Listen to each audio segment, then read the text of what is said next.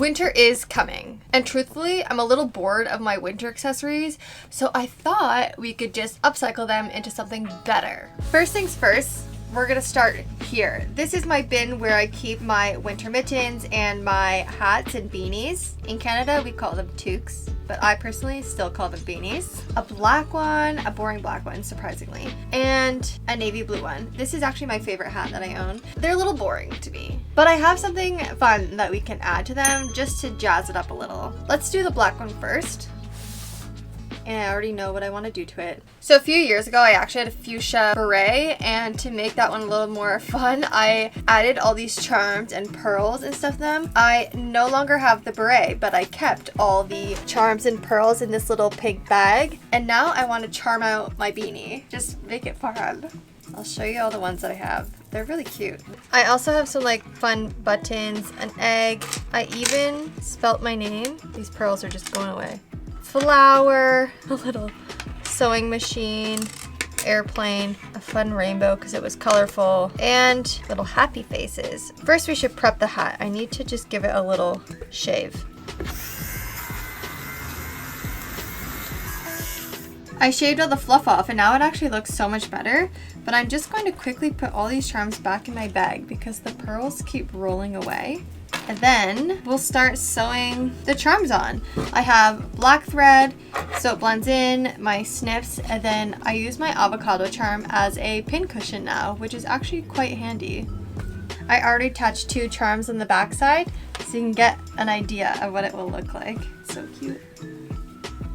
This is the vibe. I guess like this is the vibe. Do I want L on this side or L on this side?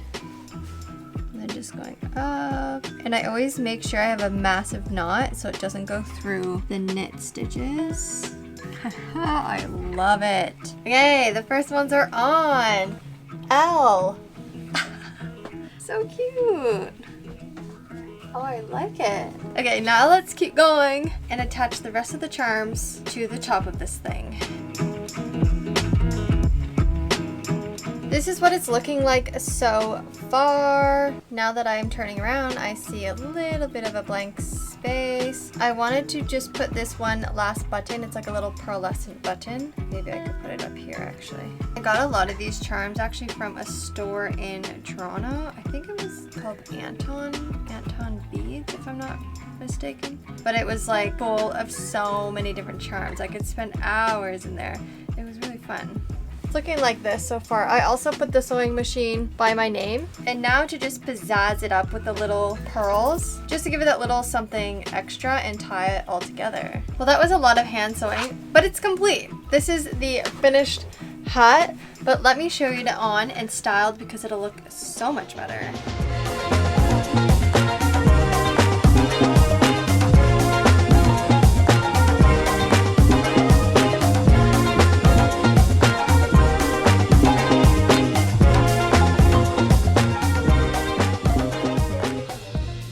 Now the next one is this navy blue ribbed beanie, and I was just thinking for this one to do a whole lot of bows and again hand sew them on.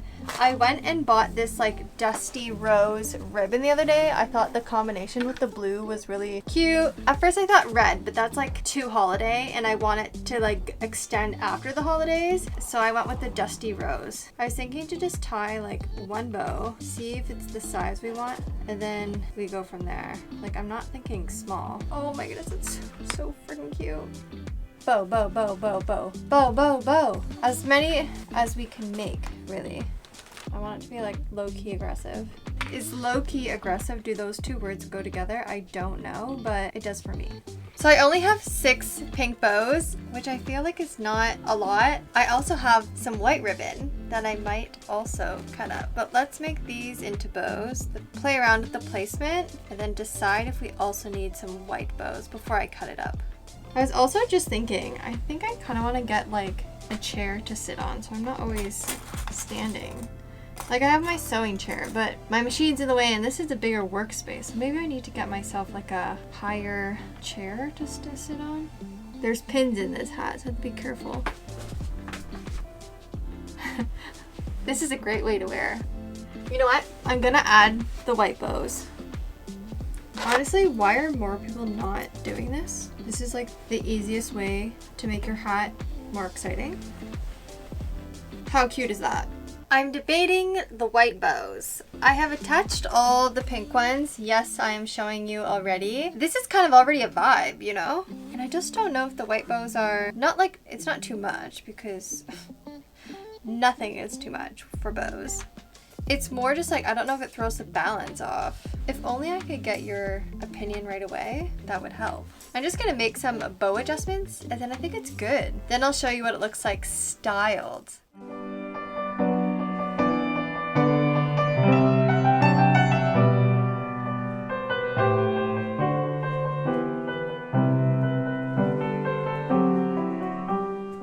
Beanies are done and we're moving on to the next project because we're not done yet. And this is actually one of my best friends suggested to me. She is also a sewer. We met in fashion school, but she said to make this, which is this hood scarf thing from Merchant and Mills, and it's called the Audrey. This is what it looks like. My friend made one for herself. She said it was really cute and she suggested I make one. So that's what we're going to do. I of course already printed and cut out the pattern. This is the scarf, the sides of the hood, and then the gusset that goes along the top of the hood.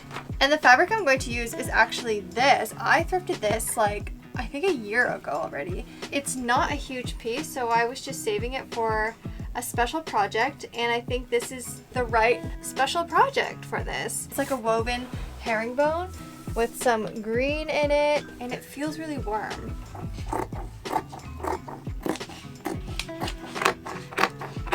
Pieces are cut so we can finally sew it up together. I'm just matching up the notches. Every notch needs a friend. A notch is never alone.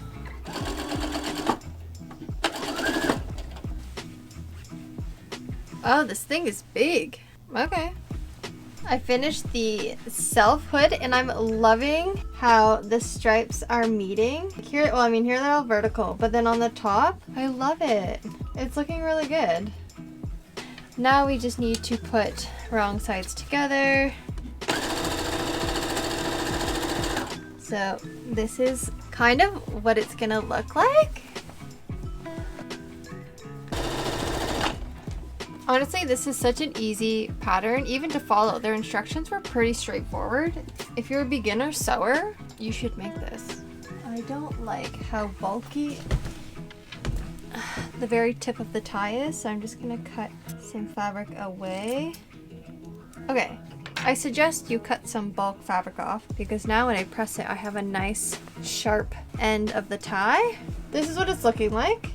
I'm just gonna give it one last press, make sure the other side is just as nice as this, and then we can style it and I'll show you the final results of this hood.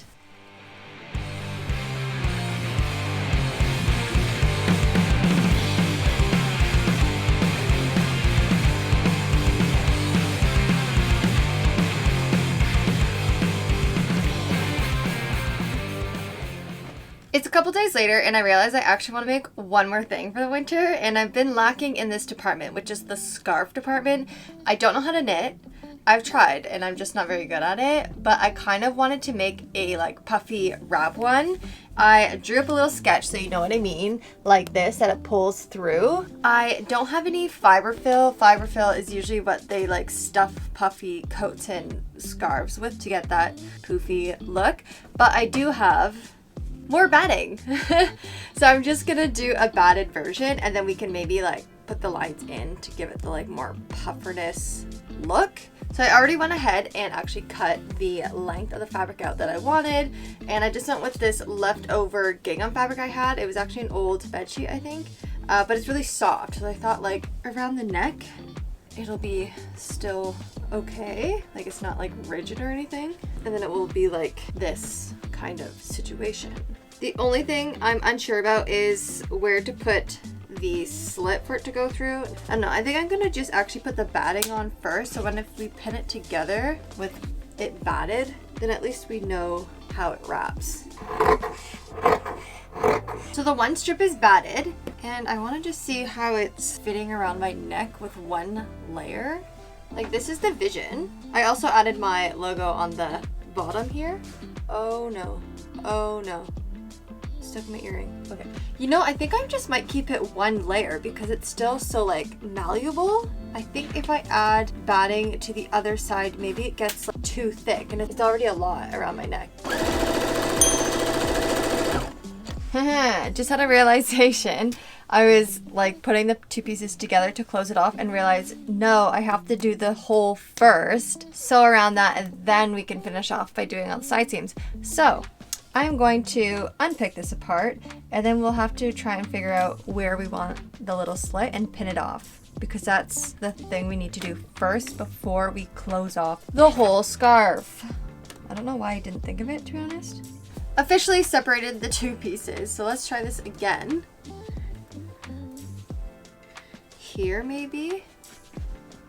I drew the opening that I want on the batting because I need to actually attach the two sides together here first and sew it around and then cut it open. It's sewn together. The stripes perfectly line up.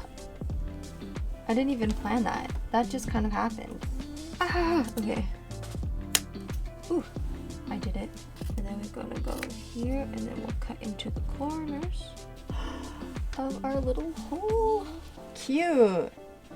Like if I give it a nice sharp press, I think it's fine. I'm gonna just like sew this shut now. We'll do the whole sausage technique. I'm just gonna do a little hand stitch just to close it off, and then we're good. And we'll style it and see the final result of the scarf.